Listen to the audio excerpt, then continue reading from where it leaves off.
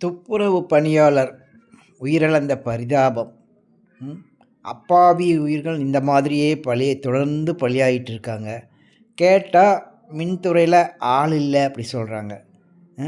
எந்த துறை முக்கியம், எந்த துறைக்கு ஆள் போடணும் அப்படிங்கிற ஒரு விவஸ்தை கூட இந்த விடிய அரசுக்கு இல்லை போல் இருக்குது.